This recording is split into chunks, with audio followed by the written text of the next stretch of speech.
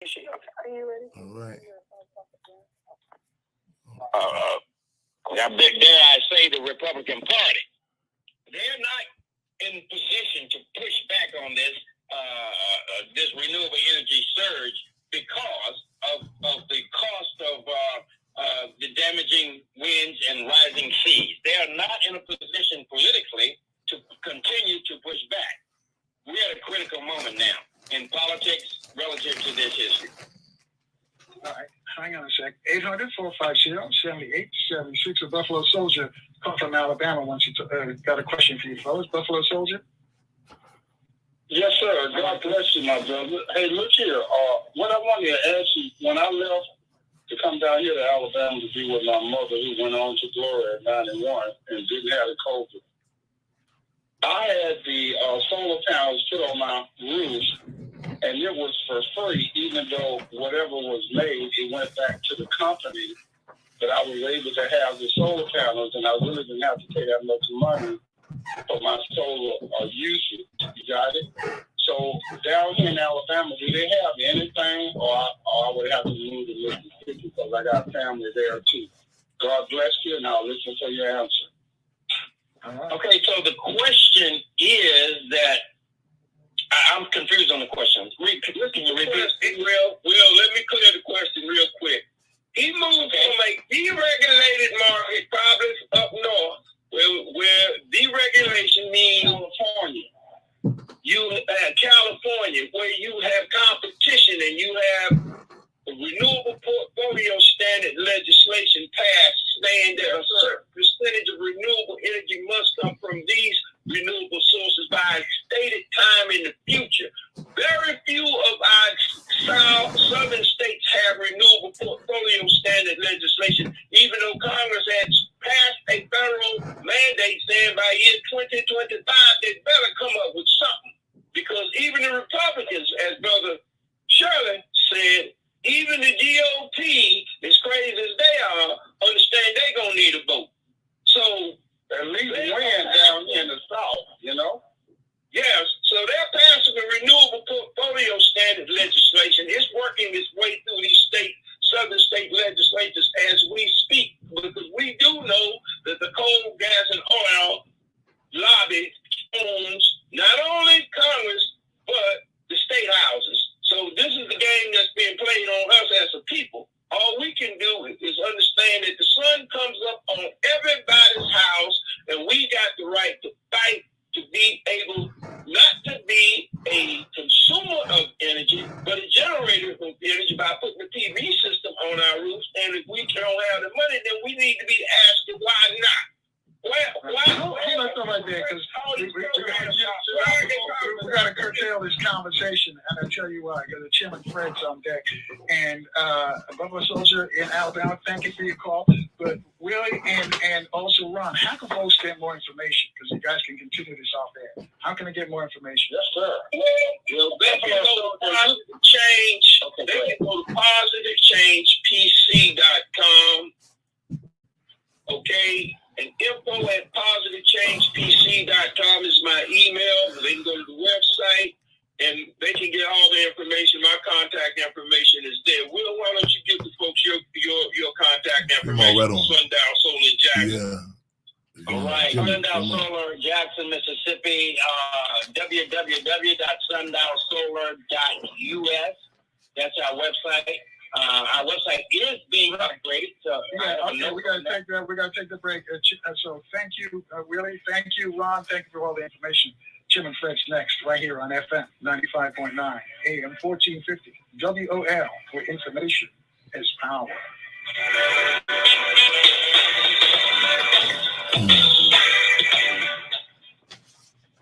Good evening. We have a few new incidents. This check on traffic is sponsored by DC Lottery. It's been 40 years since the DC Lottery began, and they're celebrating with the launch of 3 40th anniversary treasures. There's over $3.5 million in total cash prizes to win. You have a crash in McLean on Georgetown Pike eastbound approach to the Beltway. For your one exercise of caution, you will find heavy congestion due to this incident at a crawl for you. Approaching the Beltway on 193 as you're approaching Sleepville Road and headed towards 495. You want to avoid that if at all possible. And you'll also find often on congestion on 66 for Dark Make It Away westbound. more stop and go from the Capitol Beltway, you're passing Nutley Street, approaching 123. In Virginia, heavy delays for you on 95 southbound from Newington, slow from Fairfax County Parkway through Morton into Woodbridge. And you'll also find heavy congestion in the district on DC 295 northbound. Classic Pennsylvania Avenue, stop for those pace lanes continue in both directions, north and south of the district, passing Capitol Street and Rose Avenue. I'm Darren Gilbert. For News Talk 1450 AM, WOL, more information is power. Tonight on TV1. As human beings, we're not capable of holding on to so much stress and tension, hurt and pain. The healing continues. Where do you feel like things went left? When I had a stillbirth, A.J. Johnson. giving someone permission to feel, that's the beginning of the healing. How do you feel about that? I was angry.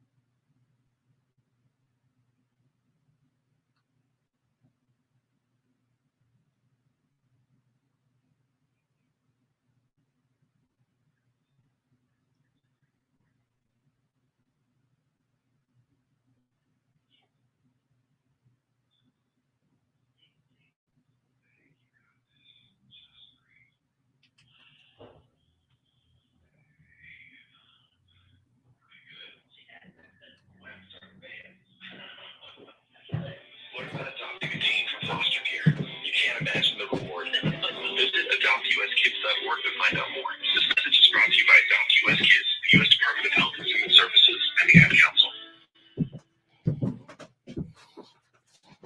Listen to the Carl Nelson Show on Alexa. Thanks for staying with us, folks. Our guest is right now Chairman Fred Hampton. Chairman Fred, welcome back to WOL, and welcome back to the States, I should say. Oh, good to be black. Good to be back with you as always, my brother. I just forwarded the number that my colleagues can call in from Africa. So we expect them to call in very shortly. But good to be back with you. Good to be back with you again, my brother. Oh man. Well, let me say this. Let me preface with this. Though I'm physically back here, I'm still stuck. I'm still stuck in the homeland. Still stuck in Africa. It has not been an easy transition back. I mean, with the cold weather. In fact, when the first day that I came back to Chicago in particular, it was such a 360 that our central committee had called me. So, well, listen, you got to go through like a more of a better transition. So I went to Oakland, for lack of better terms, our other motherland. Went to Oakland, California for a few days, then touched down to L.A. And I'm back here now, but we're back in this cold weather. But I've been going through the process of everything, and just even everything from the transition with the food to the climate, just again embracing that I received at the homeland. I just want to also, just say this was my first time. It's my first time back in Africa. Initially, I said it was long overdue, but I look back. I think the time was perfect. The time was perfect. How did they react? Because, we talked a little bit about this yesterday with a guest saying that Africans don't like us. And obviously, those are people who haven't traveled. So I'm glad that you came on. It didn't structure this way, but I'm glad that you came on. How did the Ghanaians receive you? How did the expats as well receive you as well? I'm hoping that our people that are at the homeland, and as well as the expats, also calling. I'm sure, regretfully, I'm going to miss some of the dynamics that need to be pointed out. It was phenomenal. It was phenomenal. I'm talking about the embracing, and you hear terms like homeland, and sometimes it may sound cliche-ish, but the connection. In fact, I had I first got there and I first touched down, brother who I'm expecting to call in shortly, Kaba, who's been documenting a lot of work that I and the Black Panther Party Cubs have been doing.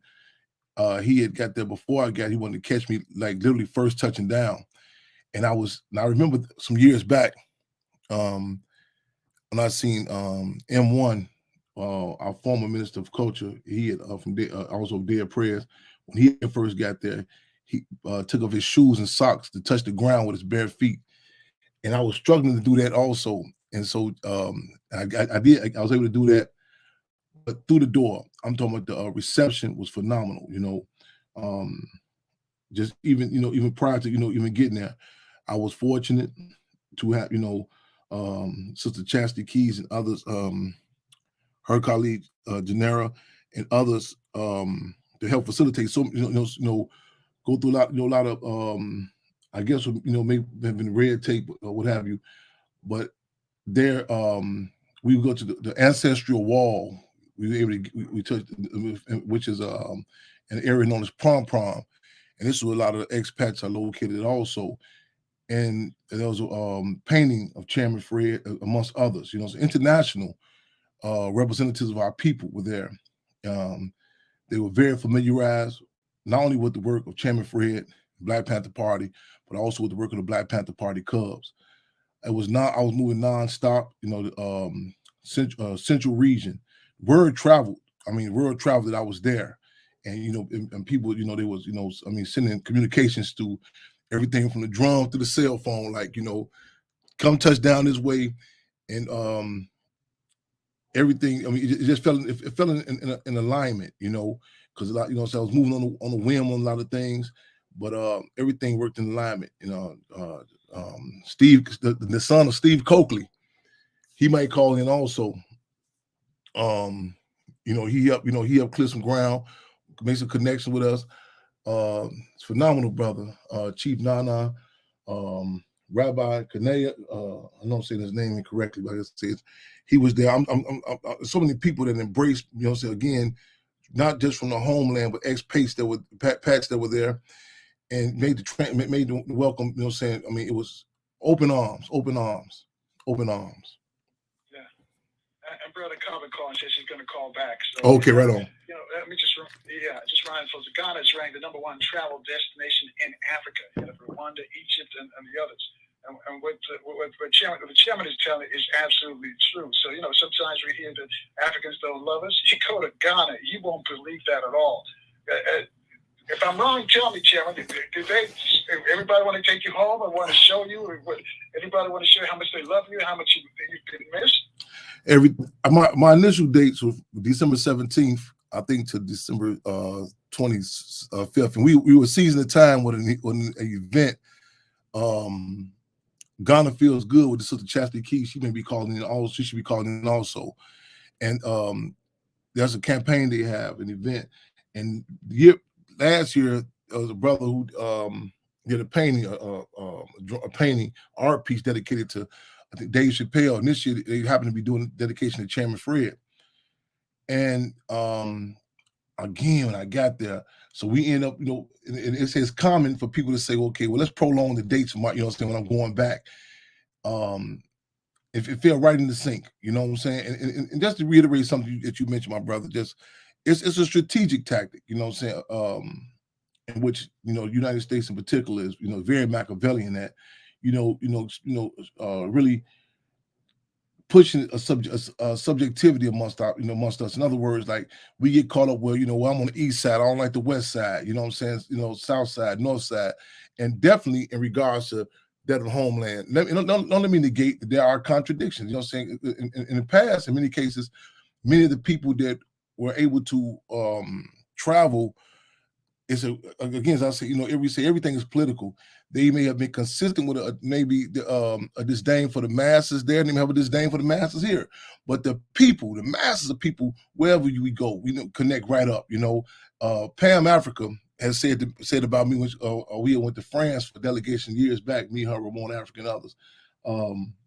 She said, wow, I've been coming to France for 10 years, and here comes Chairman Fred Hampton Jr. He got over here, he found the ghetto in France and connect, right to the ghetto.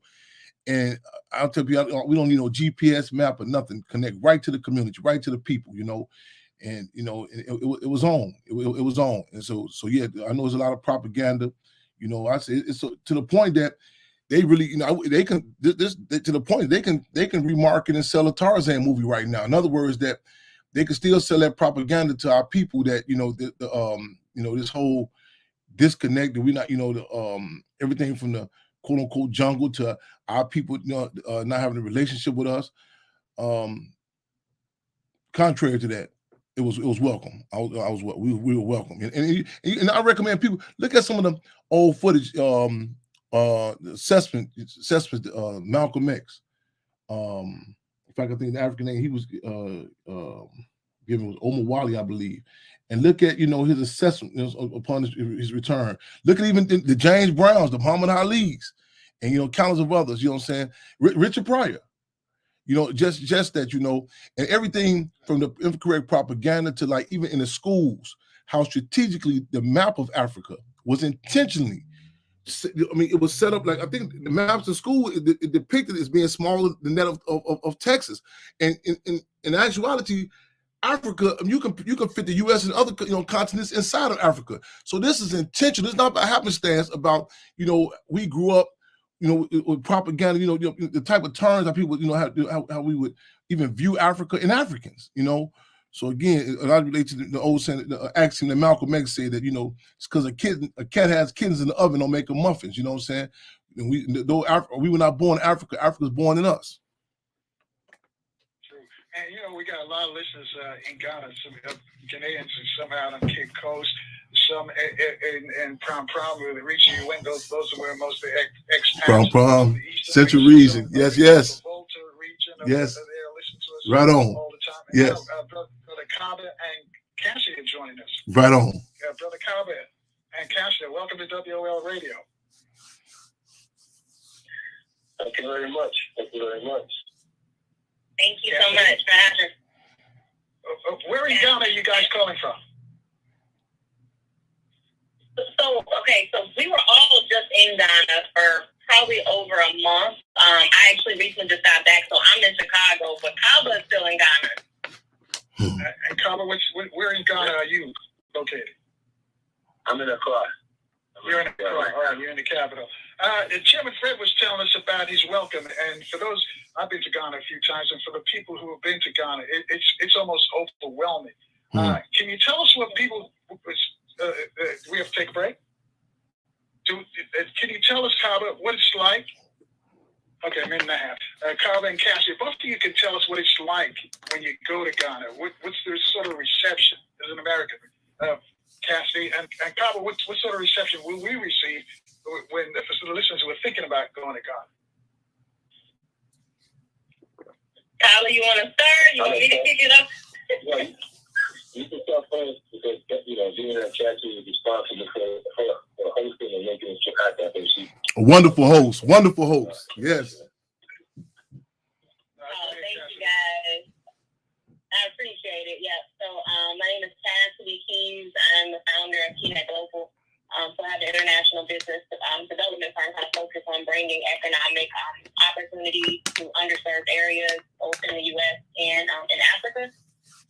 So I had the pleasure of hosting Chairman Fred Hampton Jr., Kaba, and one other person they brought along with them. I know it was Chairman's first trip to Africa. So I'm back and forth in Ghana pretty frequently. So my first time traveling to Ghana was in 2017, and have literally been probably multiple times a year since then. So I've had a great experience. People are extremely warm, welcoming, polite. The food is great. It's so much culture, so many different tourist attractions. It's just so much rich history. I mean, it can be almost overwhelming. You really need multiple trips to really deep dive into the culture, all the history, the people, just kind of everything that the country has to offer. So it's really overwhelming to just do one trip. I encourage, after your first trip, debrief, kind of read. There's a lot of different books. Homegoing by Yao, and I can't pronounce her last name, but that's an extremely great book. Kind of talks about the story of the transatlantic slave trade, but kind of gives it in a perspective of a family being separated, one kind of growing up in America, and the other family member growing up in Africa, and it kind of talks about how their lineages are kind of multiplying kind of like in two different parts of the world, but then they come together at the end. It's a really, really extremely great story. So I encourage you to kind of read, debrief, and revisit. So many great opportunities, not only just to learn about your history and your ancestry, but also business opportunities. And that's really like what my company tries to expose is kind of economic development, investment opportunities in Ghana and in other countries. So I highly, highly recommend Ghana, recommend other countries in West Africa. All right, Kaba? Right on. Kaba? Yes.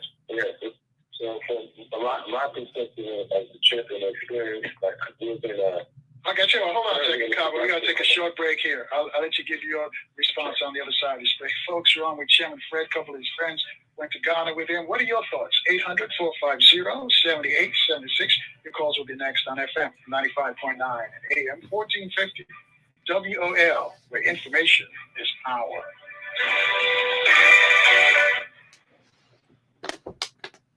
You may be into punk rock, soft rock, or classic rock, R&B, hip-hop, or house, country, techno, or techno-country.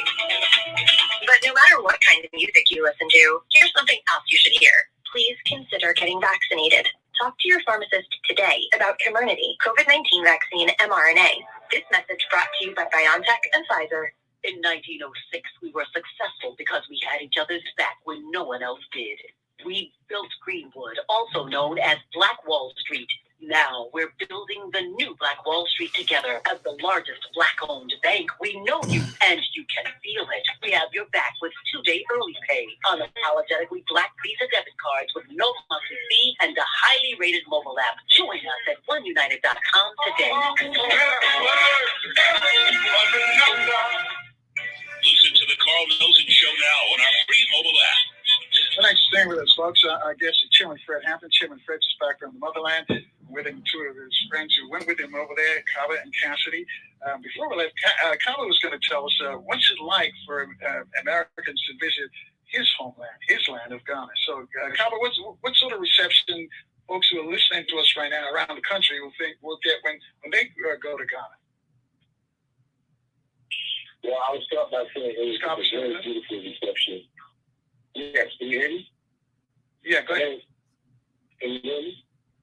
Sure, go ahead. We just don't have dead air. Yes, we can hear you. Go ahead, sir. Okay. Yeah, so I'm still here in the reception a little off and on. But the reception in Ghana is very beautiful. It's warm.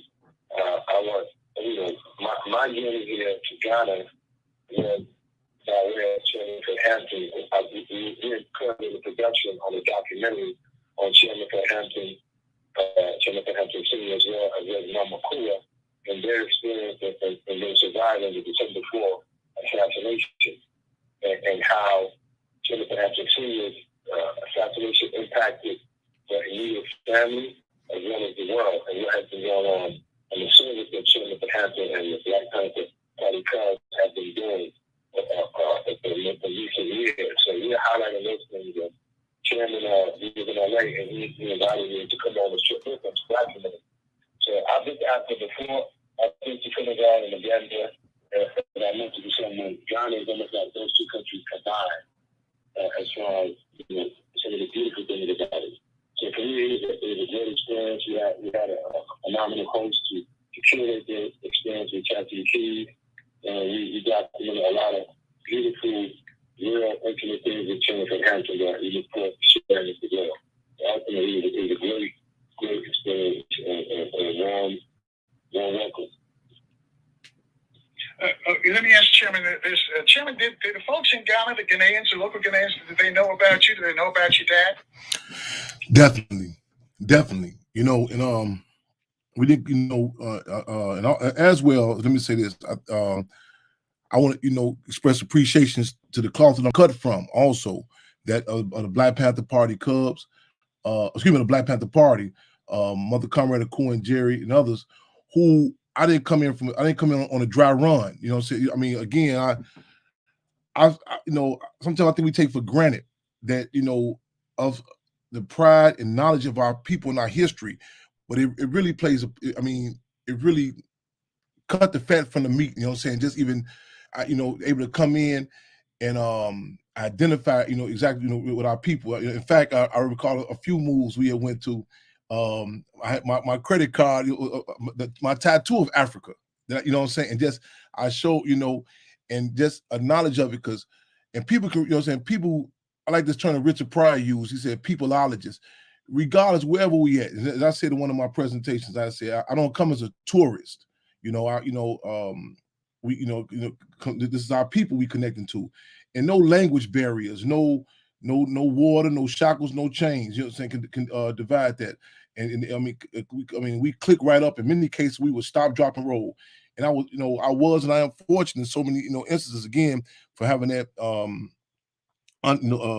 background. I'm gonna say background of the homeland, and also again, Sister Chastity Keys talked about, so this is her, it's a relationship. She's in Maywood, and that's the whole other story about how this, how one thing led, everything worked in alignment, how this happened. But the knowledge of myself, Chairman Fred, the connections, Chief Nana and so many others, and so this is her first time there, so who to connect me with, who to move. Brother Kaba, this is the first time in Ghana, I believe, but not that, the first time back to the homeland. And I tried, I got a few pictures and stuff I took, but we say make history, take history, and tape history. This is also, so important because, again, like a lot of people don't know the Black Panther Party was an international organization. It grew to be international, and the impact of the Black Panther Party, and not just even our movements. We went to the square, the museum, Dr. Kwame Nkrumah. And, we talking to a brother, talking about, this is when Dr. Kwame Nkrumah spoke there, in 1959, Dr. Martin Luther King, so he was in the audience then, how that impacted him. And just, that of international struggles, because in so many cases, they get us caught, the system, they work us on this subjectivity or reactionary sort of ways. In other words, like the movement just started today when something happens to us, or we're the only ones going through some sort, oppression. But to make that connection, and also the type of feeling you have, just in, in a plain ordinary scenario, just to have a home, you move different, you operate different. You say, okay, you get that. You think back, you say, okay, I finally got my home. That dynamic, you hear about other communities, like I think the volcano or the Tonga community recently, and just to see that pride of people that without any phone calls or flyers, okay, it's just something triggering you. That's their respective homeland. When something happens in different parts of the country, people connect right in, just to understand, to know this. So it's intentional, that disconnect of our people in Africa, our counterparts. So just to make that connection, say, no, that term "welcome home" was not cliches. It was, literal, you know what I'm saying? And the word travel. And again, yes, to answer your question again, yes, they were very familiar. In fact, I had more struggles, some local forces about, like I'm in one situation I went to, and I told the young brother, I said, man, I'm Chairman Fred of the Black Panther Party Cubs, and they were clear. They said, we know, you're not Black Lives Matter, you're not this, you're not you the Black Panther Party Cubs. They knew it through the door. Hang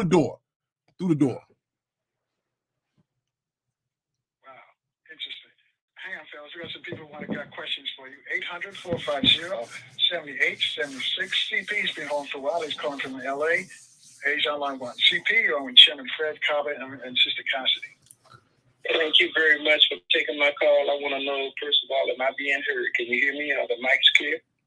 Yes, sir. Yes, sir. Hello? Oh, well, look,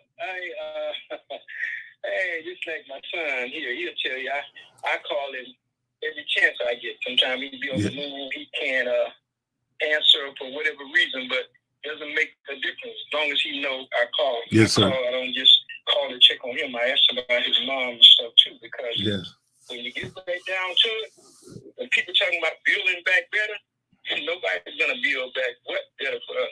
This is building back, period, better. This is building back to the consciousness. This is building back where we really should be. So all you people waiting on these other folks to build back better, when you see they're cleaning up the camps, Carl, now you guys should see them. They're taking away, those homeless people, that's all they have, really. The Super Bowl is coming, so they've been doing cleanup. They've been throwing all their stuff away.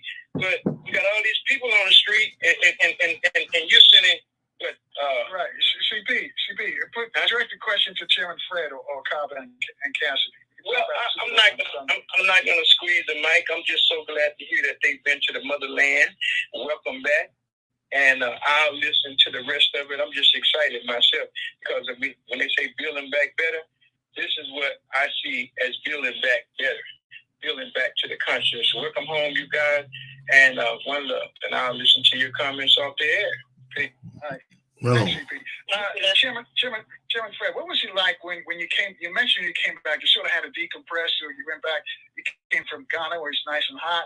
You go to Chicago, it's freezing, and you had to go to Oakland, I guess, for further decompression. What was the feeling like when I don't know if you came in through Kennedy or DC, but when you came back, set foot back in the States, what was that like? What was that emotion like? Oh man, it was in particular. It really hit, that cold wind when I got back in Chicago. That cold, it really hit hard. And that night, I was going to get something to eat, and I said, "Wow, man, I just no. Let me back up. Just even some of the Negroes I came into contact with. I'm gonna be very, they work at in the States, at the airport, you can feel it, some of the state employees, the different feeling, you pick right up on it. I recall when I was in Ireland before, I remember asking the question to members of the Irish community. That's what, how with the IRA when y'all fighting the British, by all y'all, I say, how y'all distinguish who is who? Everybody white. And they say, well, how do you distinguish who is who? I say, well, you right, good question. But that's even, and I don't want to say this. Let me state this very clearly. Imperialist system, what it does to our people, you know what I'm saying? And I mean, you can't. We talked about it when we went through the slave dungeons. Just alone, say we only talk about crack and everything else this system has done to us, the Tuskegee experiments, everything else. Just that process alone, what it does to people, I mean, a communal people that this is a main staple of us. I mean, our connection with the men, women, and children. That slave dungeon, before we talk about the seasoning process, what it done to us, and what it produced, what this system produced, and you can pick up on it. You can see the distinctions, just how you have to be on guard. A lot of people talk about this crabs in the barrel assessment, negating that the conditions of the hot water, who puts us in the barrel, so you can really pick up on it. And then I recall even, I had to go to some fast food joint that night. And I said, man, this is all the way different from that pepper soup and red snapper fish, I tell you what, hold that story right there, Chairman. We got to take a short break. All right. We want to hear that story because it is a big change when you come back from Africa back to the States. Yes. Yes. Yes. You can join us, 800-450-7876. Your call's next on FM 95.9 and AM 1450. WOL, where information is power.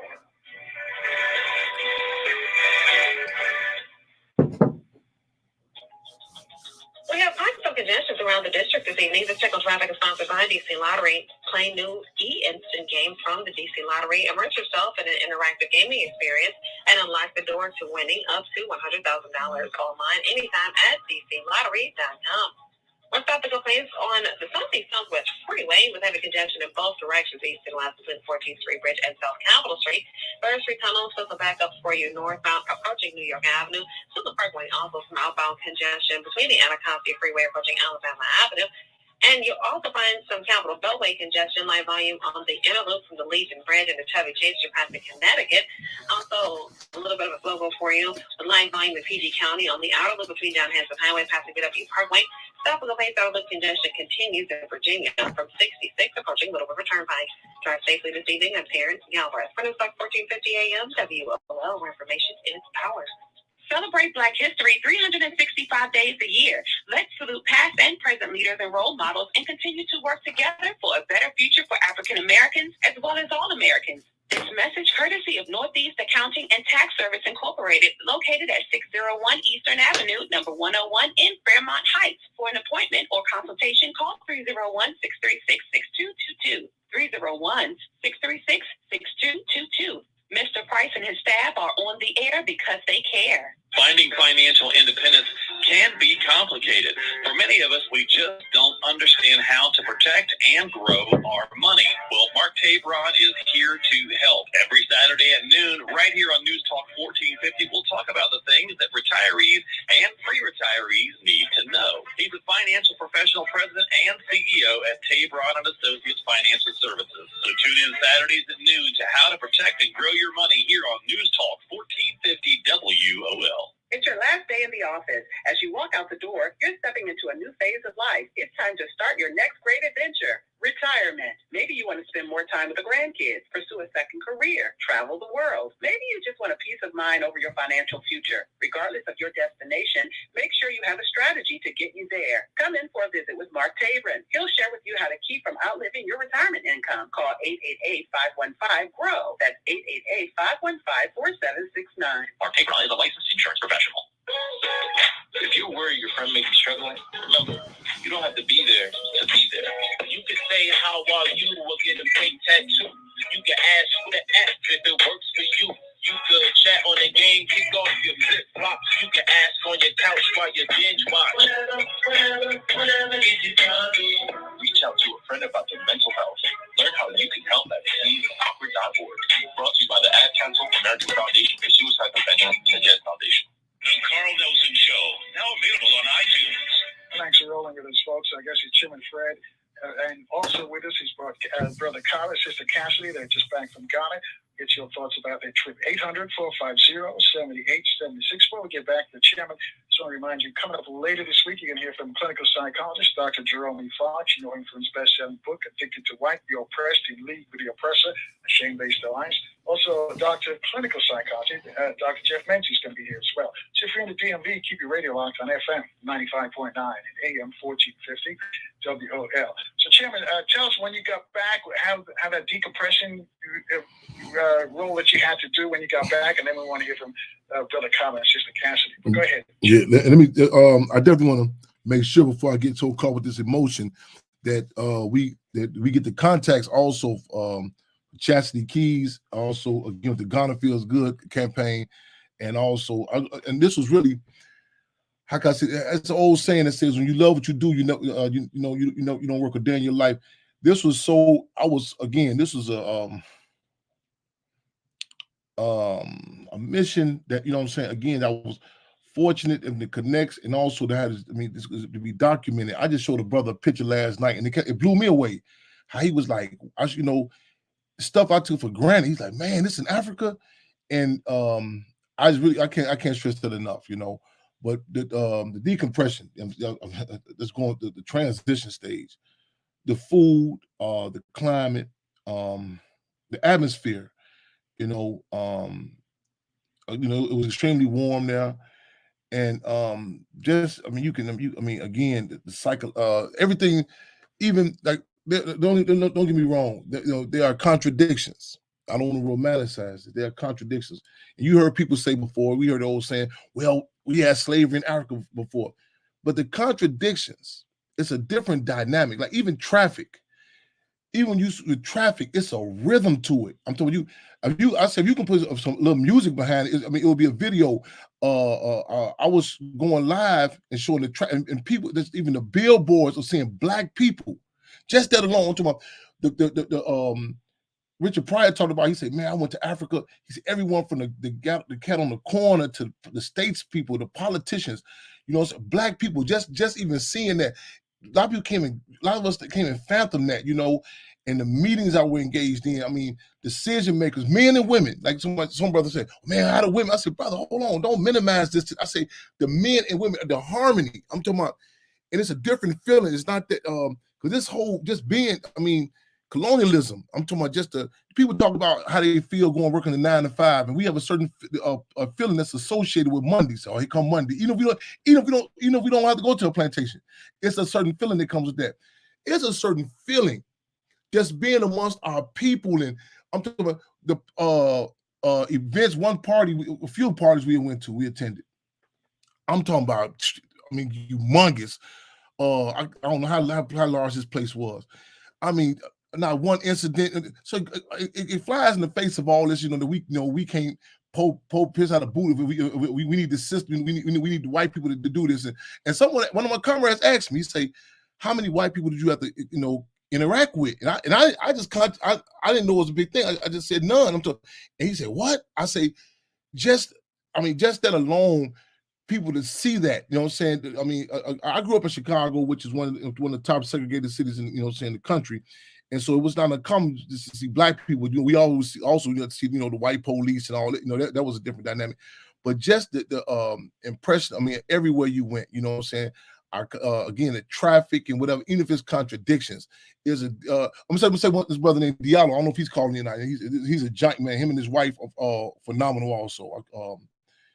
We were riding one time, and there was a police checkpoint ahead of us, and of course, everybody knew who I was. So the brother Brother Diallo said, he said, Chairman, he say, one thing he say, so there may be some little minor issues here. He said, but he say for all practical purposes, you're going home. And I said, whoa, what did you say?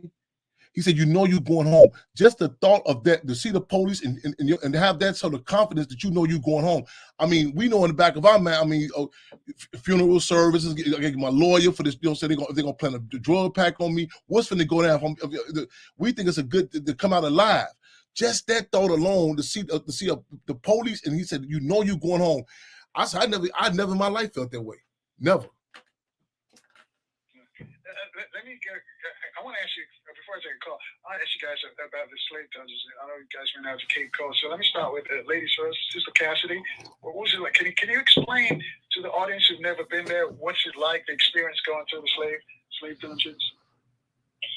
Oh man, that's probably one of the highlights of the trip. When I curate these trips, I kind of try to put that on the back end of the trip. I try to make it more, seeing the city, experience the nightlife, but then kind of put the more spiritual, ancestral kind of piece of it toward the back end. So we actually walked the whole journey of the slaves, starting with Anson Manso, which is about an hour from the slave dungeons. It's the slave river or the last slave bath. So that's where they went to wash and kind of get prepared to walk several hundred miles to the dungeons, to stay in the dungeons, for several weeks, several months, and then, get loaded on those boats and shipped off to the Americas and other parts of the country. So we actually walked the whole path. We had one of the chiefs out there kind of narrate and give us a tour, and it was just an extremely great experience. He walked us through the whole journey of the slave. Going to the dungeon, we went in the different cells and just to kind of witness how dark they were, and just how small and cramped they were, and how they crowded several hundred people in these small, very, very, very small spaces, and how if you were defiant, or if you did anything against the British, they kind of talked about what those punishments looked like. Most of them not leaving those dungeons, and it's actually even more ironic that they used to call them castles. We don't call them castles. They were actual dungeons, but they sat under, or they were under churches, right? So they would have church service right above those dungeons. So people are literally dying, being raped, being starved to death, just dying. and they're having church service right above it. So just to kind of understand that dynamic of, you know, this very, very just cruel circumstance. So they definitely walk you through it. It's an emotional, very tear-jerking experience for the group, larger group that I took. We actually did an ancestral kind of meditation at the Atlantic River the next morning. So like a sunrise ceremony to kind of talk to our ancestors, you know, thanking them. We actually had them write letters to their ancestors and you know, place them in the water and, you know, let the water take them away. So it was an extremely emotional, tear-jerking, and just spiritual experience. Yeah. Brother Carver? Thank you, Cassidy. Brother Carver? Yes, can you hear me? Yeah, we can hear you. Go ahead. Yes. Excellent. Yeah. I don't think I can do better than how I try to express it. What I will say is that one of the things for me, you know, documenting this journey with children, what those experiences reminded me of how important it is for people like Fred Hampton and other people who are living out a legacy that allows us to not forget what we went through. So, because one of the biggest things I think is that Chairman and I mentioned this too, we got to check that when it comes to the Jewish community, to not teach them about the Holocaust is considered a crime. So with us, you know, it's not the same level of it's not the same level. So when I experienced going through the documenting it and knowing that people like Catholic Keys who pushing to create that bridge so that people can be reminded, so that we can live in our best right now. That's something I took from it. Just being very honored to be amongst people that are pushing to live a legacy that pushes for freedom and humanity. So that's what I'm definitely. Yeah. Chairman Fred, how about you? When you went through the dungeons, what sort of emotions came up? Yeah. It was hard hitting, HARD, and heart hitting, HEART hitting. I drew many of the correlations. The death of, you know, even I flashback, you know, they held captive in the concentration camps, and even the tactics that they did, like, you know, and one thing about this system, imperialism, it very rarely, you know, creates something on its own. It exploits, it takes countries and exploits them. For example, this slave dungeon in particular was it was unique because it was one that was created just for the slave dungeon. Initially, they had others that were converted from, you know, trading posts. We would trade, you know, cocoa, gold, you know, rum, whatever the case may be. They, you know, converted it. So they take things from that community and they exploited it. This one was actually created just for that, and even the mechanics of it, you know, just where like the strategic placing of the one side where the men would be at, and where the 4 chambers at, and then you go back, then they go past. Sister Chastity talked about what the placing of the churches, the placing of the schools would be over, and then also with the women. So right before the boat, you take into the boat, you know, so those that came through this process, the ones that they didn't kill or take to the condemned cells, you'll be taken off to walk. You're broken, so you're walking past the women now. You know what I'm saying? Taking you past the women. You know what I'm saying? So I mean, they're seeing this like, man, they even got the men on, you know, on this, and so the strategic placing of all this, and even like they didn't use the term gun tower, but it's like the placing up inside the mind you, it's dark. I mean, you know, we can try to. I mean, I know it's hard for a lot of times people to think about, you know, without the cell phones, the time, the period, pitch dark. We all packed in this place, you know, in these places, in these dungeons, and urine, feces packed up. Packed up whole just for the flies to come up out of, you know, and then a place where they were a strategic place. One of those who collaborators with the enslavers, the colonialists, to watch us. So you seeing this in this pain, and you do see anything, you only seeing this black face. You know what I'm saying? So sometimes it kind of get hard to recognize the fact that the role that the British, the Portuguese, Spaniards, who really calling the shots with this. So they would strategically place that. You down there going through all this pain, and that black face is watching over you. So it's even, I mean, the strategicness of the process they do it. You know what I'm saying? And I thought about just even the correlation to inside those camps and those concentration camps. You know what I'm saying? And just you know what I'm saying? And as the seasoning process, how they again the attempt to break us and dividing our tribes up. You think all this. Hold that thought right there, Yes. We got to take a short break. Yes. So some of our stations can identify themselves down the line. I'll let you pick it up on the other side. Yes. Stations like FM 95.9 and AM 1450, WOL, where information is power.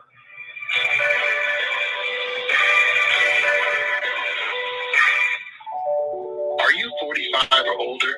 Then listen up. The time is now to get yourself screened for colon cancer. The time is now to take control. Listen, this disease can be very treatable when caught early, so the sooner you know what's up with your health, the better. The good news is that there are options for getting screened that are easier than you think. Get informed. Hey, we're all busy, and we think, I'll make time later. Well, make time now. It just might mean more time with your family down the road. If you're a man or a woman, 45 or older, I'm talking to you. Many of us have lost friends, young friends, to colon cancer. Don't make the mistake of waiting until you have symptoms or think that you have no risk because it doesn't run in your family. Everybody needs to be screened. So, take control. Get screened for colon cancer, 45 or older. Learn how at standuptocancer.org/colon-cancer. Furnished by Stand Up to Cancer. Standing at the edge of a rocky shore, you breathe in the cool, salty air, watching the sun disappear on the horizon.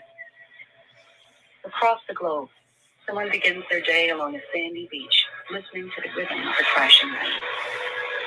You each envision a world beneath the water, vibrant life in every imaginable form.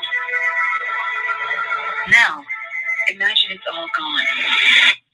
What was once a place of wonder and beauty is now a dull, lifeless wasteland. Food, jobs, medicine, all gifts from the ocean, all gone. Time is running out to protect our oceans, and without our love, everything the oceans provide can and will disappear. It's our choice. Love it or lose it.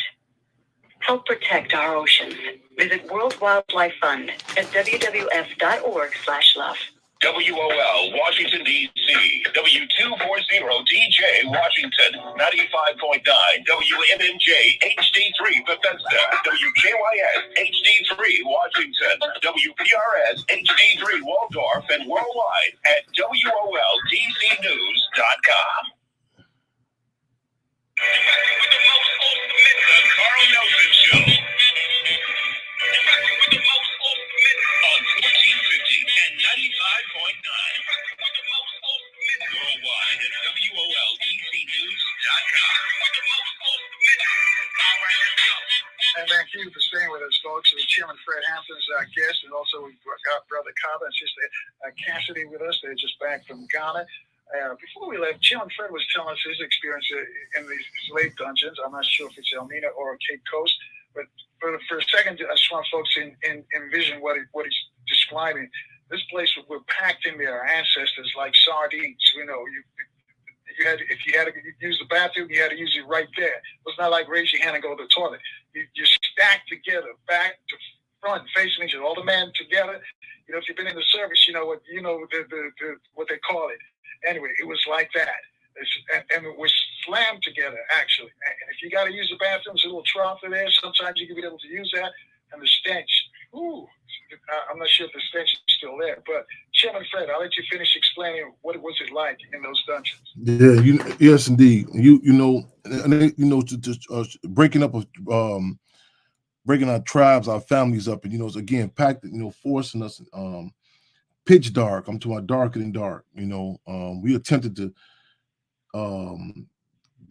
make it as close as we can. You know, say everyone. There was no phone service in there, so it's definitely to cut our phones off and try to envision this. But again, you being just kidnapped and packed in these places. You know what I'm saying? And just reiterate, you just said, I can't. The urine, the feces. You know what I'm saying? Packed on. Packed. And a small opening up there for the flies, or for the flies to be able to get out. Then the time that you would be brought up, when you were being brought up, you know what I'm saying, on top, and those who resisted. Let me reiterate that. That's important to note. That's very important to note, because I know my mother Conrad Cool and Jerry always talks about this whole narrative they give us about the contempt slave. We see images of us all the time, just happy, serving master. There was resistance. That was resistance, and that was. I mean, people say, "Well, how do you know?" We use dialectical materialism. You know what I'm saying? In other words, common sense and logic. They had a place for the condemned. Say, they had a place that they took you to. That I'm saying that you would. That this was more intensive, or more closely quartered than that one. This is for those who who resist and fall back. And not to say, and there were different forms of resistance too. And you put stuff in context. That I mean. People say, "Well, I don't understand how women were jumping off off the ships with their babies," and I mean, just this experience, it's different ways of resistance and different dynamics, But I can't say that enough, though. There was resistance, and I remember going up to the top and looking out, and I remember making a comment. I was like, "Man." I said, what if we just would have turned these jokers back, you know what I'm saying, when they first pull up, And one brother said, he said, "Well, Chairman, you always talk about objectivity." He said, "Well, that you yourself, you wouldn't be here." I said, "Yeah." I said, "But for the greater good." I said, "If it take me not be," I say, because with this, I mean, just again, if we don't even talk, we don't talk about the crack cocaine, the projects, AIDS, no form of chemical, biological warfare, so-called war, drugs, war, gun. Just at the slave dungeons alone, if we cut the conversation up right there, what that done to us can't be told in words. Cannot be told in words. What that done to us. And there's no statute of limitations for the crime that they committed to us. For over 2 decades, the Black Panther Party Cubs been pushing the AAT bill, the African Anti-Terrorism Bill. We pushing full speed ahead with that still today. There's no statute of limitation for the terrorism that was enacted on our people. Hold that thought right there. We got some folks want to talk to you. 800-450-7876. Speak to the chairman, or Brother Carlos, Sister Cassidy. Norman's calling from Toronto, Canada. He's on line 3. Norman, you're on with the group. First of all, I wanted to say welcome back home to all 3 of you. And like Ron Banks said, welcome back home. But I know when we talk about back home, we should be talking about back home and down home. Yeah. Like Africa and where we were taken to, when we were enslaved. But I wanted to ask all of you, what parts of Ghana did you go to? There's Accra, Kumasi, Tamale, and Wa. Did you go through all of Ghana, just a couple of spots? Yeah, so we weren't there that long. Well, I've been a little bit throughout Ghana because I've been probably at least 9 or 10 times. But in this trip, we were mainly in Accra. We actually went to Cape Coast twice. Once to, view the castles and Anse Monson. Then we were invited again by one of the head chiefs in the area. We were welcome back again. And then we visited Kumasi. So mainly those three areas. Or have you ever been to Abri, up in the hills? Yes, we actually, we also did Avery. Yep, absolutely. Yep. It was a brief trip. We just went to the botanical gardens, and we actually did a volunteer project with a performing arts school in Avery. So yeah, it's a very beautiful area, very up and coming area. A lot of great real estate development going on there. Good. And March 6th is independence in Ghana. Are they preparing for that? Or how important would you say that the independence or do they? I guess a lot of people see it as basically as flag independence, right? Oh, it's a big deal there. You know, they get the time off. It's a celebration, and that's also kind of right before spring break. So a lot of diaspora and people that Ghanaians that are living in other parts of the world, they come home around that time. It's a big deal for them. All right, I'll won't hog the mic and let everybody or let some other callers and like I said, welcome back home and keep up your good work, all of you.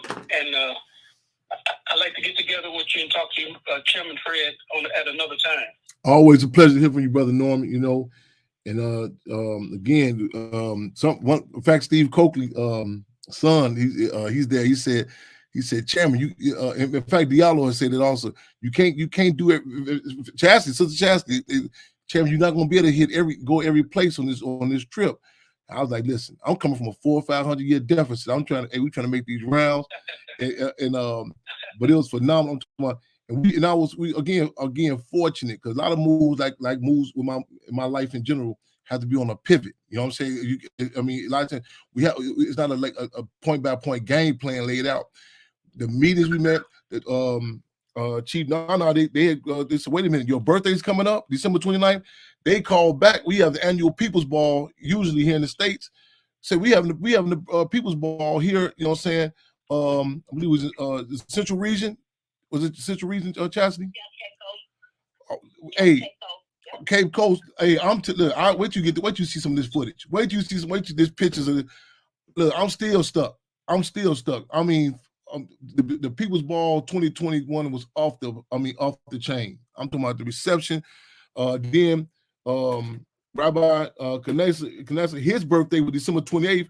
We did a joint dual celebration, and I mean, again, I'm still flying on cloud million. And I know you enjoyed that food, but let me share thank you very much. Yes. Yeah, we'll talk about the food. To answer that question, yes. Yeah, let's talk about it. Well, I'll take another call, then we can talk about it. Yeah. 800-450-7876. Howard's calling from LA. Howard, you're on with Chairman Fred, Brother Carver, and Sister Cassidy. Oh, thank you for taking my call. I had a chance to go to Africa, but I got sick and I couldn't go. So I often think about that. The country I was going to go to was Kenya. My brother paid everything for me. He helped me get my passport. All I did was pack my bag and have some pocket money. And I missed out on that, you know. But what I want to ask the chairman, did you have a problem getting your passport? Do you have any difficulties with that, you know, knowing who you are and those type of things? Did they give you the hassle by getting a passport?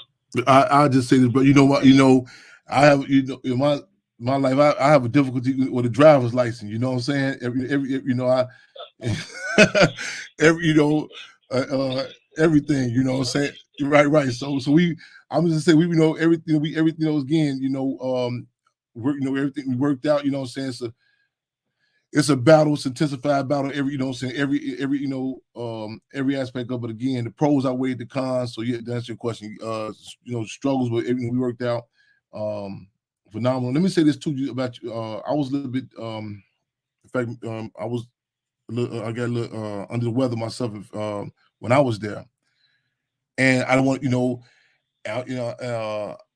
I always throughout my life. I think I had this. Sometimes I go through this stage like this. I guess it's fatalistic. Like, is this like Fred Sanford on Sanderson? Is this the big one? I'm gonna be out of here.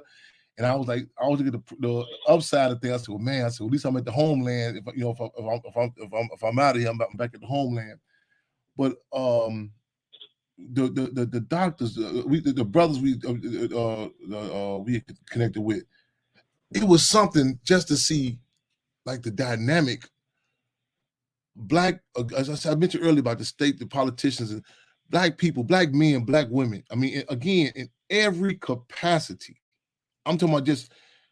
I mean, it's something like even this. We was at the Dr. Kwame Nkrumah Museum, and these sisters, they had to be about 14, 15. They were on their own. It wasn't a school trip. Their parents weren't taking them, forcing them to go to the museum. They were going. They were about a museum, not the Black History Museum. The museum. You know what I'm saying? It's a, you know, in fact, I recall even a discussion with Chastity before I left. I said, listen, sis, I'm gonna make sure. All right. Chairman, we gotta take a short All break. right. Howard, thank you for your call. Chairman, I'll let you finish your thought on the other side of this quick break All right right. here on FM 95.9 and AM 1450 WOL, where information is power.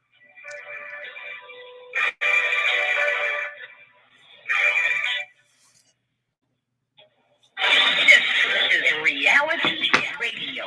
The reality is that for far too long, there's been efforts to refocus the now $1.3 trillion annual spending power of the Black consumer. Right on, right on. Over the past several True years, Unruly, right on. numerous buy Black I can't see the campaigns, last name. still only about 3% He's more of Free that Mom, Miss Lady, right on, $1.3 Free Mom, Nubian Emperor, back to the Free Black Mom. community. So, Emperor, right on. let's try it again. Each Felicia week, Free we will Mom, sis. identify 3 Black-owned Free Mom. businesses on Tuesday and spend money with them for the week. And then on the next Tuesday, we will identify 3 more in our local community. Yes, The indeed. businesses for this week are New Globe Landscaping. Oh, man. NewGlobeScaping.com. John chapter 360 Christian Bookstore. John360bookstore.com. The Ugly Cake Factory. TheUglyCakeFactoryDC.com. This is Reality Radio with Kathy Hughes. What's your reality? Parents, are you looking for a school that prepares your child for success and well-being in a globalized world? Creative Minds International Public Charter School in Washington, D.C. offers international curricula and classes in Spanish and Mandarin. Your child will learn in small groups through fun projects that spark curiosity.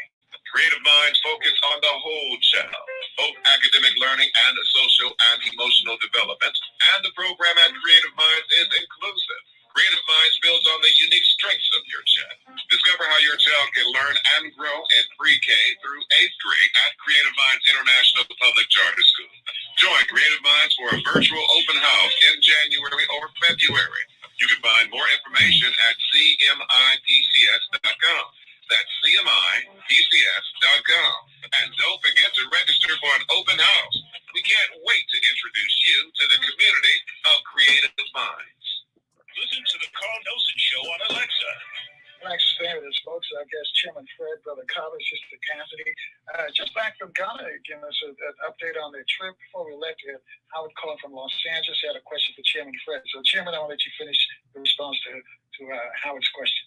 Actually, I kind of forgot. Well, I drifted off back to Africa for a minute. Where was that? Bring. Well, you know what? That's understandable, and I'm glad you just admitted that. You know, because that's what Africa does to you, Man. especially when you have such a good time. Man. But I want to ask you this question. I don't know with 3 of you. I'm gonna start with Cassidy and then Brother Carver. Some people say that, especially Ghana, Prom where you guys went, with the wall is commemorating some of our heroes, and it's becoming too Americanized. I hear that from some African Americans who live in Ghana, and they say they don't go to Prom because too many Americans, and all they're concerned about is America. They want to watch the Super Bowl. They want to talk about basketball. So they came to Africa to get away from all of that. So, Cassidy, what are your thoughts on that? They're saying, especially that area of Prom being too Americanized. You know, it's a lot of us there, right? And Americans, whether we're black, whether we're white, whether we're wherever, we just kind of have this ideology when we go to places, and I don't think it's on purpose, but we colonize places, right? We come with our ideas, our thoughts, our ways of doing things, and we love to experience new things, but we always like to add our flavor or our way of doing things to it because we feel like it's better. So in that respect, Ghana overall, it's not even really just Prom. It's all over Ghana. I mean, it's a huge population of Black Americans, diasporans from, the Caribbean, UK, etc., that live there. And with us moving and there being such a large population, we have brought a lot of our customs and, different ways of doing things to Ghana, both good and bad. So I see the pros and the cons of it. And we've, Black Americans that have come over there to start businesses, they've also brought a lot of great business practices and, logistics and business professional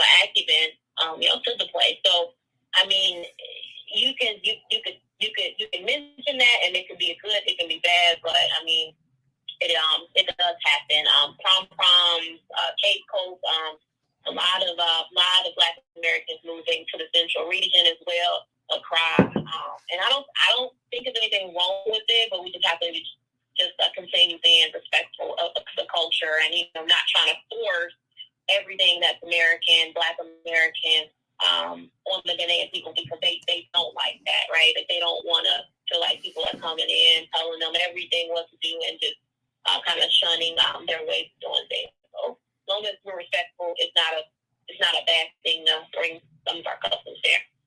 All right, Brother Carver. Yes, I can have a good assessment of that. I think Sheriff has more better insight. Oh, okay. Yeah, because this is one of some of the complaints that I hear from the expats who they shun Pram, and they're up in the Upper Volta region or in the northern region, and that's what they told me, particularly last year when the virus was down and they had a pandemic and they couldn't congregate, and they had the nerve to petition the Canadian government, saying they want to come together because they want to watch the Super Bowl. Canadian government, you in Africa. Watch the Super Bowl, go back to the States. And it was that kind of thing that they were insisting. Well, this is what we're doing in America. This is what you're not in America. You're in Ghana. Yes. And the person who told me that, he says that's one of the reasons if I want to hang with those folks, I moved to Arkansas. So I moved here to be with my African brothers and sisters. So that was the complaint. It doesn't seem like a major complaint to some. No, yeah. For some who really want to go and live a life fully like a Ghanaian or an African, it is an issue. Yeah. Right. Well, there's so many other areas they can move to if that's the issue for them. It's a pretty decent sized country. It's a great large sized continent. So there's a lot of villages, a lot of areas they can go. Yeah, a lot of us all over. But let's get to the food. Chairman Fred, what was the food like? Well, just one last question also. Again, we got to acknowledge that, what I'm saying, that there's even when we go to different, within the states, within the U.S., contradictions exist. And Field Marshal George Jackson said that capitalism not only affects the economy, but it affects the psychic of the people. It not only affects the economy, but it affects the psychic of the people. And so we got to come in eyes open and acknowledge these contradictions. Just even because again, this the colonialists, they just didn't capture bodies of people. They captured the minds. What I'm saying?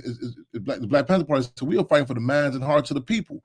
So it is it's a cleansing process that we have to we have to deal with. And acknowledging again the psychic, our values, all of that.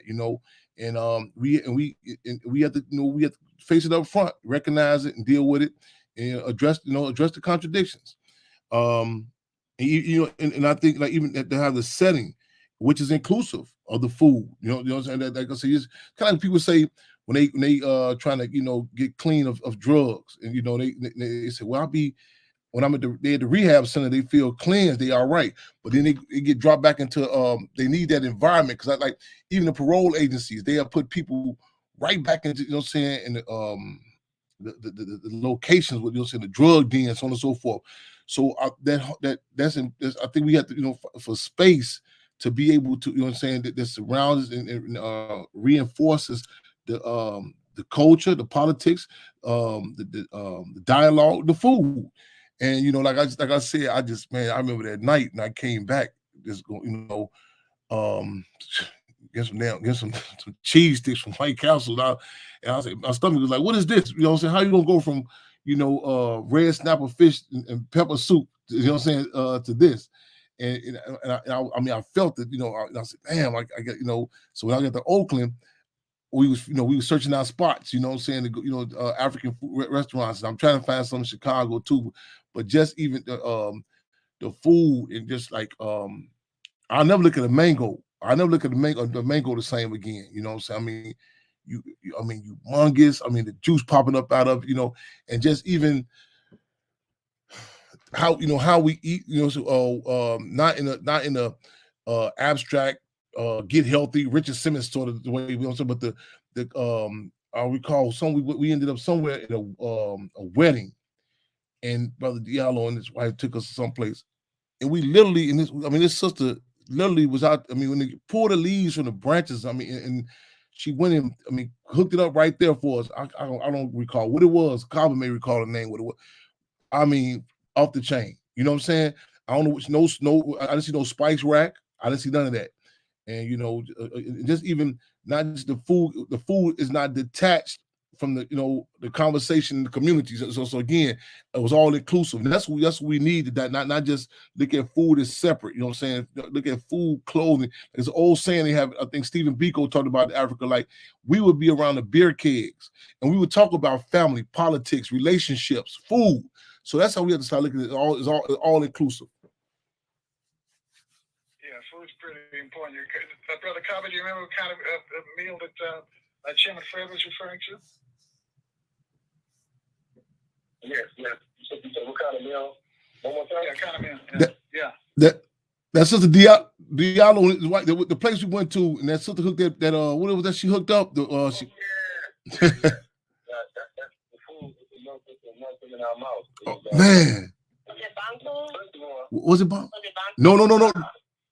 We had a big debate about Banku and fufu. Like okra like. Oh wow. Okay. Yeah, he was like, Yeah. okay, thank you.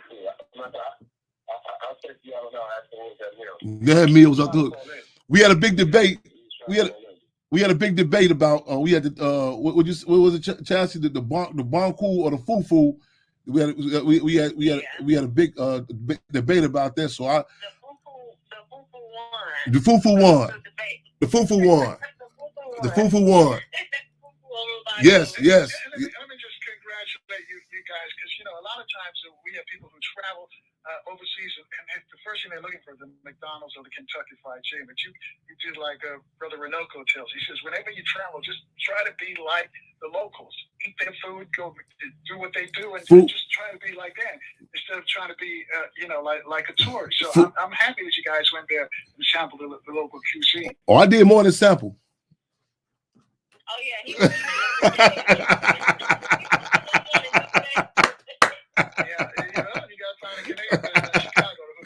I'm telling you. Chairman Fred also noticed that you went to the barbershop. What was that experience? Was that experience kind of like in Chicago? This is one of those things where we were able to merge, our communities. You know what I'm saying? This again, nothing was left to chance. I mean, I get up, I'll go different places. This is a surprise. And this brother, initially, I grew up in Detroit. He's there now, and his father, he brought some of his barber chair, and I forgot the term he used. It's not barbershop. It's another term they use. It's actually another term they use about for the. I can't recall this term, but the art is like an artistry of, you know what I'm saying, and everything he did. I'm talking. Oh man, I feel so. I'm giving. Wait till we get this footage. I'm gonna make sure y'all looking.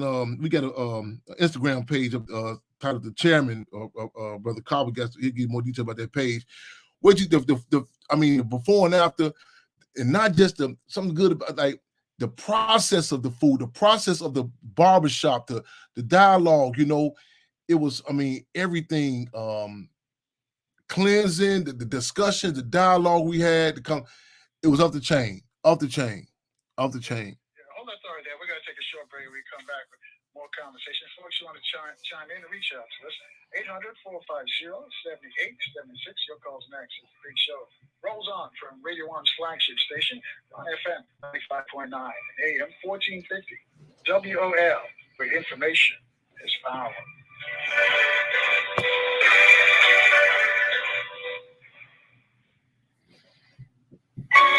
Let the One VIP Visa debit card make getting your tax refund simple and easy. It's free to get and no credit check. Enroll in direct deposit and get your refund back faster than waiting for a check in the mail. Hassle-free and easy, just like it should be. Go to onevip.com and get your card today. The One VIP Visa prepaid card is issued by Stride Bank N.A. Member FDIC, pursuant to a license from Visa USA Inc. Use of the One VIP card is subject to terms and conditions. Be sure to tune in to Law Talk with attorney Ethel Mitchell this Saturday morning from 8:30 a.m. until 10. It's 90 minutes great information on wills and trusts. Are you prepared? Not sure? Let attorney Ethel Mitchell help you get prepared this Saturday morning beginning at 8:30 a.m. To reach attorney Mitchell, you may do so by calling 240-638-2828 or log on to lawtalkwithethelmitchell.com. At Minimally Invasive Vascular Center, they address your problem head on. Growing older is not the end of your sex life. Sexual dysfunction becomes more common as men age. About 40% of men experience some kind of erectile dysfunction beginning at age 40. Erectile dysfunction is commonly related to diabetes, smoking, high cholesterol, high blood pressure, and poor circulation. Common symptoms include difficulty obtaining or maintaining an erection, leg pain, or leg fatigue. At the Minimally Invasive Vascular Center, there are specialists that can evaluate and treat your vascular-related erectile dysfunction. Under the leadership of Dr. Jeffrey Dormu, they are here to help with your cardiovascular needs. They're open for business and stand by their commitment to provide world-class care. Go to MIVCMD.com. That's MIVCMD.com or call 855-803-MIVC-6482 to make your appointment today. They focus on your circulation to keep you going. Get healthy so you can enjoy life, and remember, getting older does not mean the end of your sex life. Listen to the Carl Nelson Show now on our free mobile app. Thanks for staying with us, folks. I guess it's Chairman Fred, also Brother Carla, and Sister Cassidy, just back from Ghana. Got a question for them about the trip, 800-450-7876. Got a tweet question. Tweeter says, can you ask a chairman and the others, did they run into white tourists in the slave dungeons? Because we did when I went. The white group was acting like there was no sadness about the barbarity the curator was teaching about. They had no respect for the seriousness of the situation. That group had to kick the white tourists out of the door of no return. Did any of you run into any white groups out of that? I mean, every time you go to Ghana, you're going to run into white people, white groups. I think that's common. I never had a white group disrespect. Now, one time I had an Asian group they were disrespectful as far as just chatting and being loud and, just kind of playing around in the dungeon like it was a playground. And we just have to politely check them and just tell them, hey, this is sacred land. This is our sacred ground. So, if we were to come to your country, with going to your historic site, making this much noise, that would be considered disrespectful to give us the same level of respect. So I think they understood it after that. But other than that, I haven't had any major encounters with other groups disrespecting the area. And it's sort of difficult to put into words what it's like going to those dungeons, because you think that somebody probably related to you was here.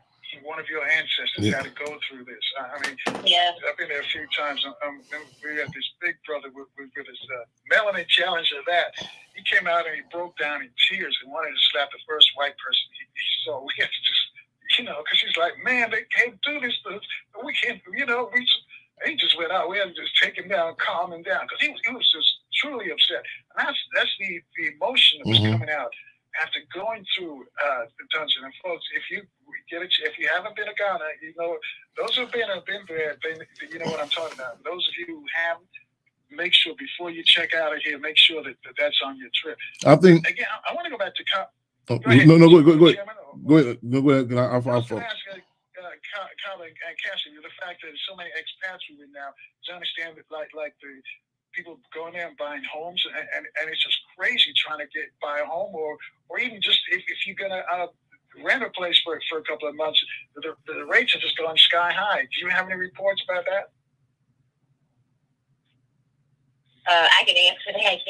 Yeah, that was extremely, extremely expensive city. I mean, it's very comparable, to Chicago, where renting a place.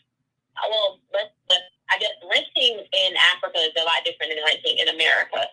Renting in Africa is prepaying for your apartment a year, 6 months to a year in advance, right? There's not a lot of options where they do monthly. And if they do, there's some type of corporate, expat agency rented, and they're charging double, triple the actual cost of the unit. So it's very expensive to live in Accra. Now, that's in Accra. If you want to go to the central region to Cape Coast or go to Kumasi or go to other areas in Ghana, it's actually rather inexpensive. A lot of opportunities to buy land. You can get plots of land for as low as about $1,500. A lot of different programs, a lot of different institutions creating diaspora villages. A lot of them going on in the Cape Coast, the Cebu Central Region area. Wakanda Project, I believe the Pan-African Project. So my company, partners and works with different organizations that are doing that to kind of, vet them first, and then just when I have people going on tour, introducing them to those opportunities to purchase real estate and invest in the country. Oh, good. And Cassidy, do you have a ceremony, a name-changing ceremony? Because one of the times you went, we Absolutely. all had. Okay, cool. Yeah. Tell the listeners about how that works. Yeah, so I do. You can do a naming ceremony pretty much. Most places in Ghana have local chiefs, and they pretty much curate and facilitate the naming ceremony. I like to do mine in Kumasi. That's the capital of the Asante Kingdom, so one of the most powerful kingdoms in Ghana, one of the most powerful kingdoms in African history. So I like to do mine there just because of the rich culture and history. So I take them to a small village in Kumasi. It's where they actually make kente clothing. So they kind of do a tour of the whole kente process. They go to a cocoa farm, learn about the different uses of cocoa, of shea butter, etc. Black soap, chocolate, etc. And then from there, they pick out kind of kente clothing to wear for their ceremony, and we do a naming ceremony. The first name is based on the day that you were born. So every day, has a name associated with it, has an Akan name. So if you're a boy, born on a Monday, your name would be Kojo. If it's Tuesday, I believe it's Kwabena. Wednesday is don't make me go through the whole list, but I can name them usually. I'll tell you, Sunday is Quincy. That's me. Sunday's Quincy, Saturday's Kwame, Friday's Kofi. Yeah. So every day of the week. Every day, and Kofi is probably the most common name. So Chairman is actually Kofi. Most, I don't know, Friday born is probably the most common name in Ghana. But yeah, so everybody has that. Not everyone, but everyone that has an Asante or a Khan name has that first name. So that's why you kind of hear those same names over and over again. And then the second name is just kind of based on your spirit. Based on what that chief would kind of call you. So that is that's like interchangeable. So it's based kind of like on your spirit and like your character. So when we did a naming ceremony, we did a small one with chairman, but I actually did another one with a larger group of mine. They were spot on with the name. Like it was actually almost like scary how spot on they were. Not really having meeting them prior to, but just kind of seeing their names, seeing their birthday, and just the strong spiritual connection these chiefs have.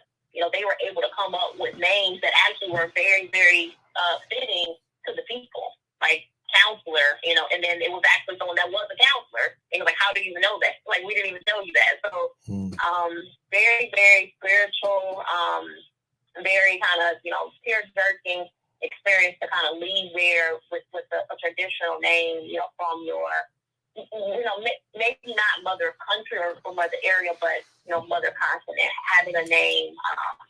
Names are everything.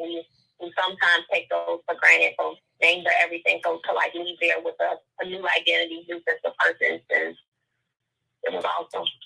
Yeah, names are everything, and that's for folks who are having children. If you think about that, when you're giving them a name, give them an African name, is most likely 90% of the time that child's going to be probably African-centered. I'm not saying 100%, but probably depending on how he's reared, the African descendant child. So, Chairman Fred, Brother Kofi, welcome home. I'm visiting. I'm going back home short in the near future, man. Africa.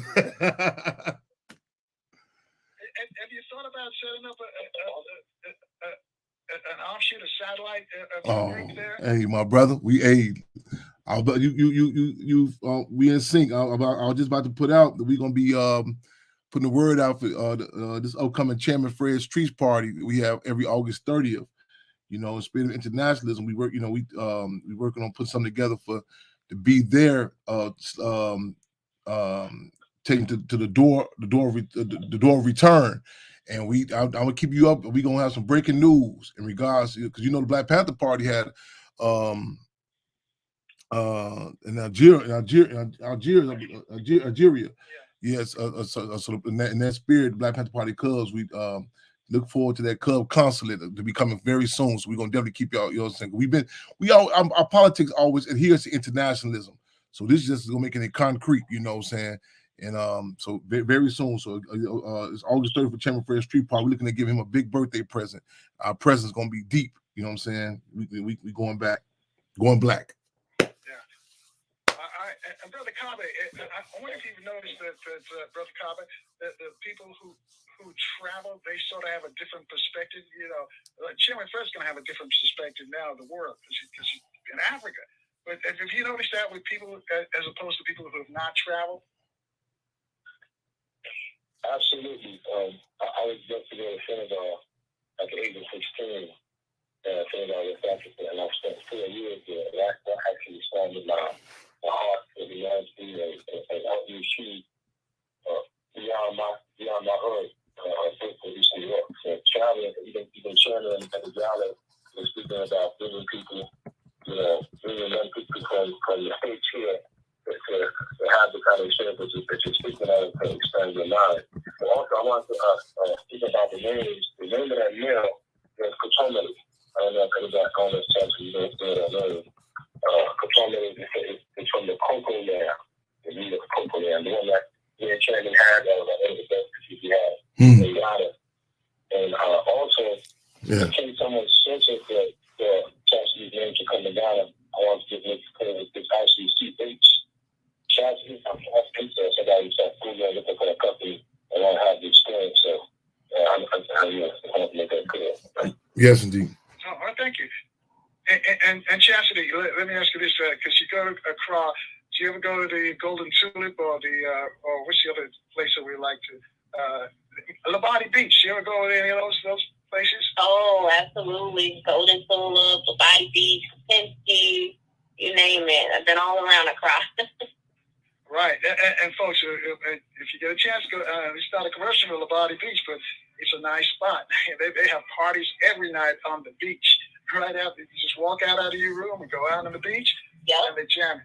Anyway, we got to go to break, so we come back. We'll talk more about Ghana right here on FM 95.9 and AM 1450 WOL, where information is power.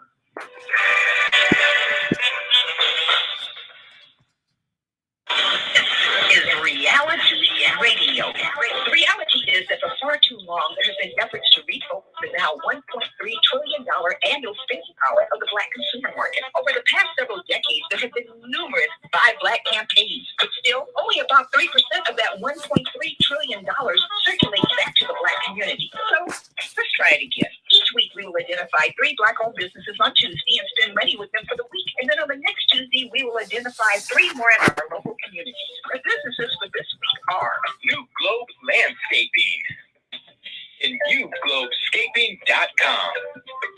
John chapter 3 verse 16 Christian Bookstore. John 3:16 Bookstore.com. The Ugly Cake Factory.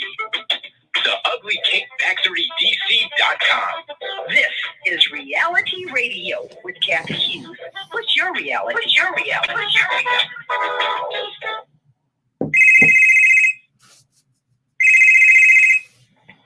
Hello? Hello? Hello? It's me. It's you. It's your childhood calling. It's your childhood calling. I'm calling calling to tell you something very important. It's not your fault. It's not your fault. It's not your fault. The things that happened to you as a kid, the things you went through, they were not your fault. And you're not alone. 2/3 of us have experienced what is known as adverse childhood experiences, or ACEs. ACEs are not our fault. They happen to us, yet they can hurt us for our whole lives. I'm calling to tell you that I've got good news. I'm calling because you're grown up now, and you can be in charge. You can be the author of your own story. Learn how at numberstory.org. Numberstory.org. The Carl Nelson Show, now available on iTunes. Thanks for rolling with us, folks. I guess it's Chairman Fred. Brother Copper, Sister Cassidy, just back from Ghana. They trip to Ghana. They went through the name changing ceremony. They went also to the dungeons, the slave dungeons, and all of that. We'll get back to it in a moment. Let me just remind you, coming up in the next few days, you're going to hear from clinical psychologist Dr. Jerome E. Fox. And if you also familiar with Dr. Welton's ISIS papers, you'll like his book, Addicted to White, the Oppressed in League with the Oppressor, Shame-Based Alliance.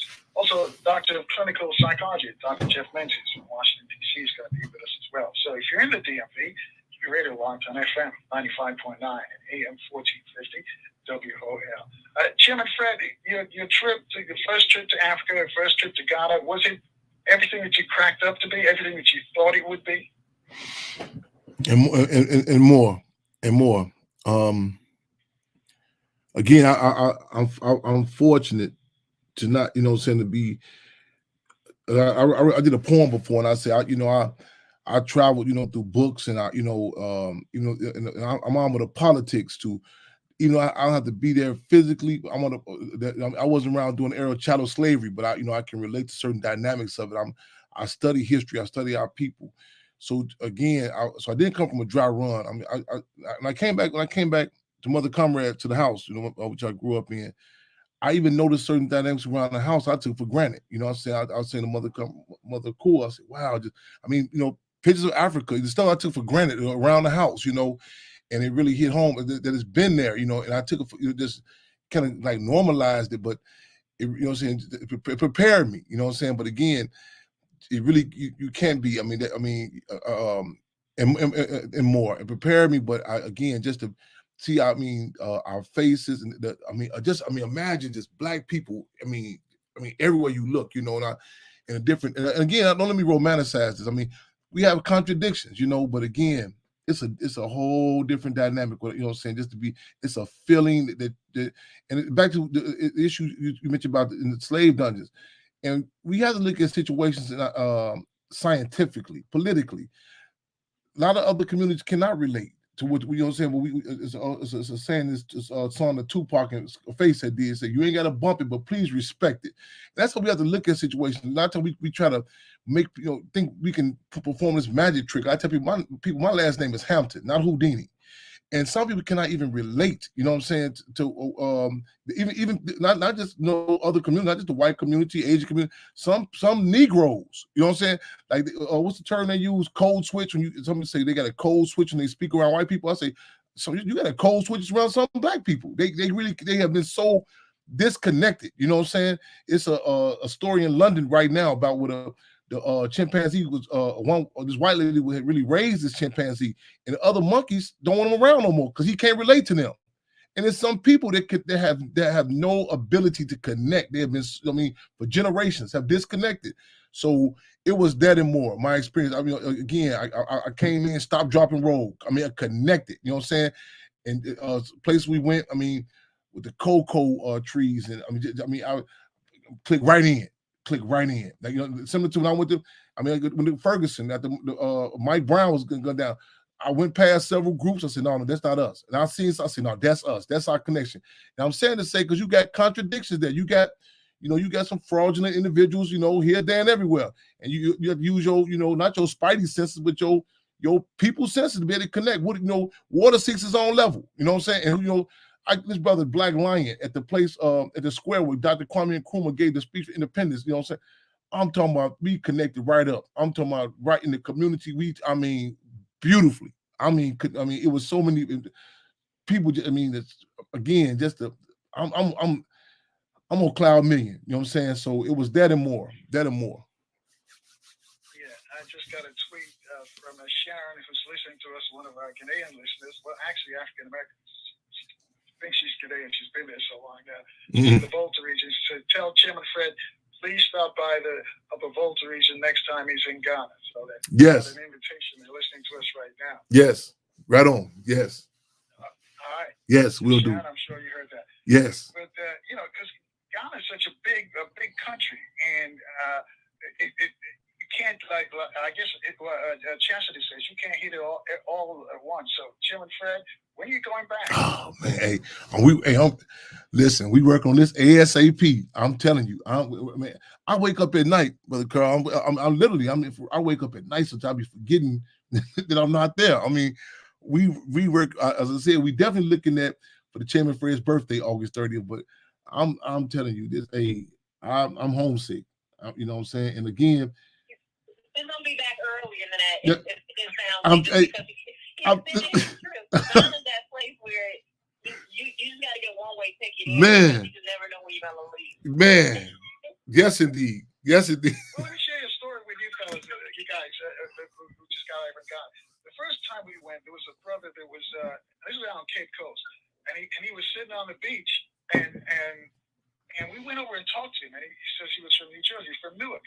He was a mailman, and this was in like March, and he came over after Thanksgiving, and he says he told him he's not going back. He didn't care about his job or his pension. He's home. And he was sitting there drinking, had a coconut water and drinking, and I said, "Are you serious?" And he says, "Yes." Man. He says, "We're living in Newark. There was so much stress, man. He had to get away."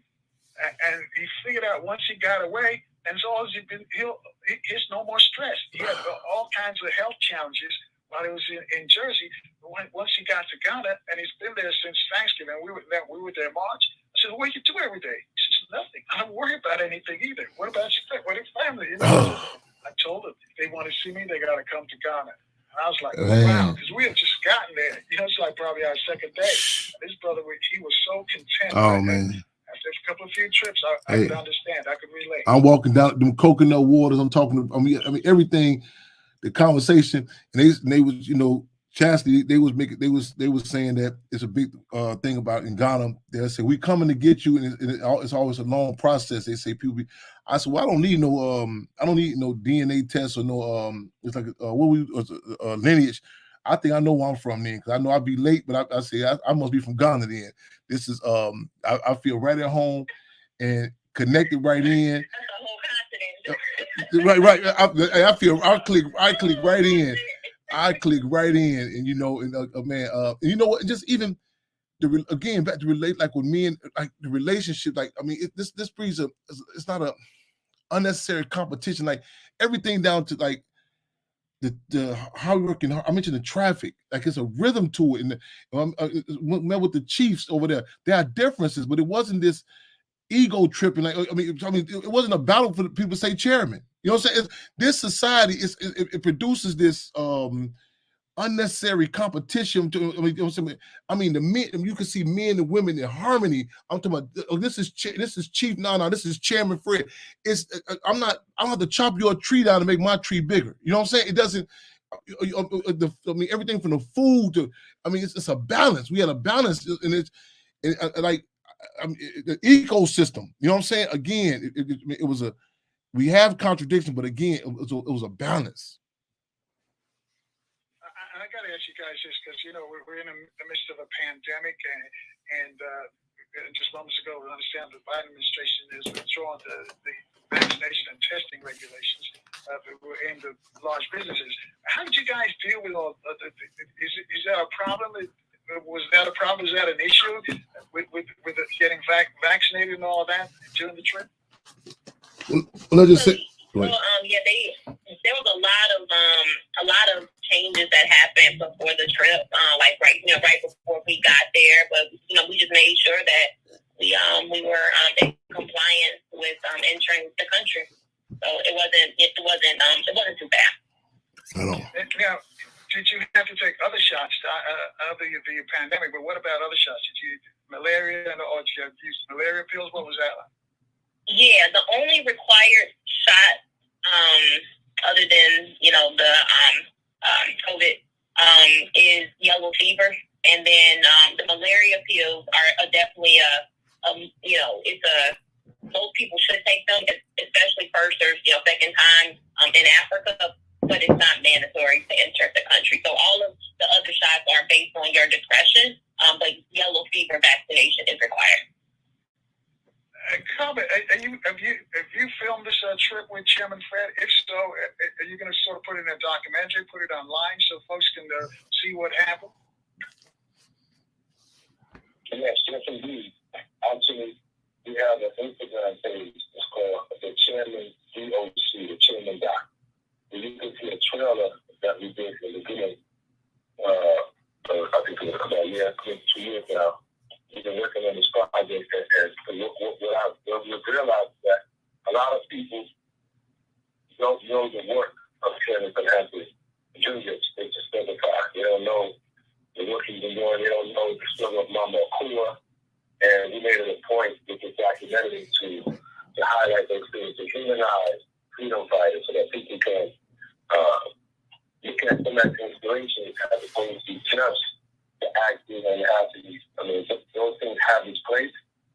So when it comes to working for humanity, what I've witnessed, even from the first day I got to Chicago, and we walked into a diner, and Jim Chairman showing up at that diner, he prevented one brother taking some serious violent actions on another. So he saw Chairman, and Chairman reminded that brother of a time when Chairman wanted to back and wanted to speak to help one of his family members on something justice that went down. And when he saw Chairman, he was like, it really struck him. They remember Chairman's father. So all that took him to me. He was like, you know what? If I got to do something for my brother, he decided to change his course of action. That was my first day when I started on the documentary. At that time, it wasn't even a documentary. You just going out and create some content that fits with what the Chairman is doing.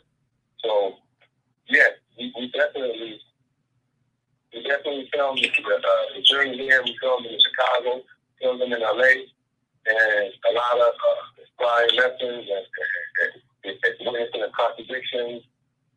And if you go to the Instagram page, the Chairman DOC, the Chairman Doc, you can see that's the first trailer, and the next trailer is coming soon. He's working on putting a special piece together just about the Ghana trip, so people can see that, experience that, and yes, indeed.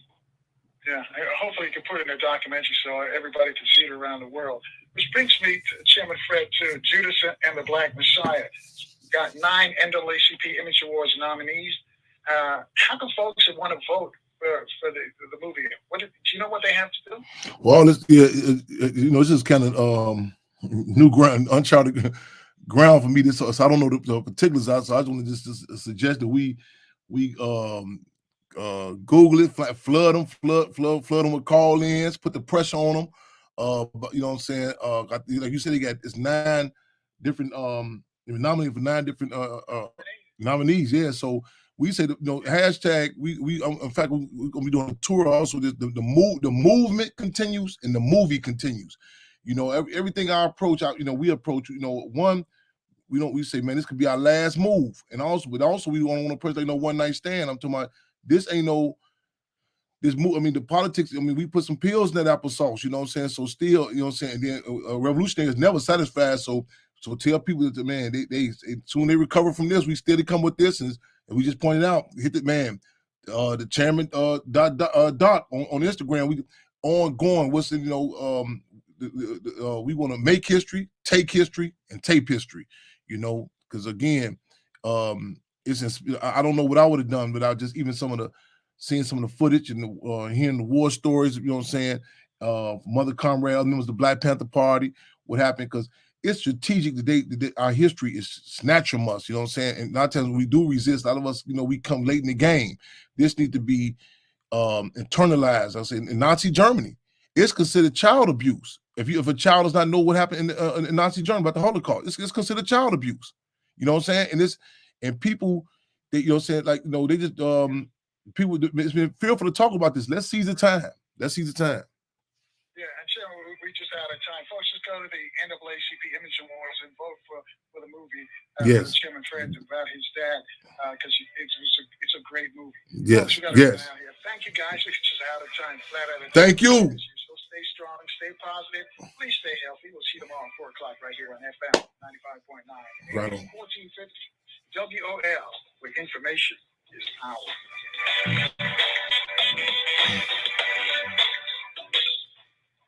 Hey, Dad, your prescription will be ready in just a minute. Hey, Dad, your Right on, y'all. Whatever y'all can. Again, support. I need somebody to put it up there. They go to Cash App, $ Save the Hampton House. Cash App, $ Save the Hampton House. Also at PayPal, Chairman Fred Jr., Chairman Fred Jr. At Gmail via PayPal. Whatever support you can, please support y'all. Keep your heads up, eyes open, fists clenched, y'all. Tune in tomorrow, Wednesday, Freedom All Radio, Wednesday, 6:30 p.m. Central Time. Again, so repost this. Let everybody know, man. Put on, you know what I'm saying? Again, Cash App, $ Save the Hampton House, whatever support you can, and be on deck. We're talking about going for the Chairman Fred Street Party. February 17th, the birthday of Minister U.E.P. Newton, Oakland, California, y'all. We'll be there. Again, February 17th, y'all. Again, y'all, keep your heads up, eyes on, fists clenched with the call. Free them all. Cash App, $ Save the Hampton House. Also, Chairman Fred Jr. at Gmail via PayPal. Free them all. Thank y'all. I want to give a roll call. Respect to all y'all who tune in. Right on.